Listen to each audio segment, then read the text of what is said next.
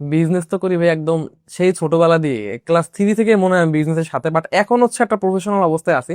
আমার ছোটবেলার বিজনেস গুলো ছিল খুবই মানে রহস্যময়। যেমন আমার বাসার সামনে একটা দোকান ছিল, এখানে হচ্ছে ফ্যান, মোটর, ব্যাটারি এগুলো বিক্রি করতো। তো ক্লাস 3-4 ওই সময় আমার পকেটে প্রায় 4-5 হাজার টাকা নিয়ে আমি স্কুলে দিতাম, মানে ভাবি একটা আলাদা।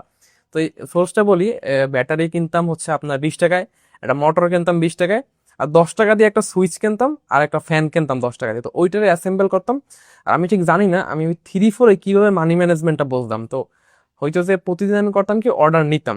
দেখা যাচ্ছে 7 জনের কাছ থেকে অর্ডার নিলে 7 জনের কাছ থেকে অ্যাডভান্স পেমেন্ট নিতাম। অ্যাডভান্স পেমেন্ট নেওয়ার পরে তাদেরকে একটা ডেট দিতাম যে এই ডেটে তোমাদের প্রোডাক্ট ডেলিভার হবে। দেন আমি ওই ফ্যানগুলো কিনতাম, কেনার পরে ওই বানাইতাম, ফ্যানের ব্যাটারির উপরে মোটর লাগাইতাম, দেন পাখাটা দিতাম, সুইচ লাগাইতাম, আবার চার্জিং পোর্টও অ্যাড করতাম।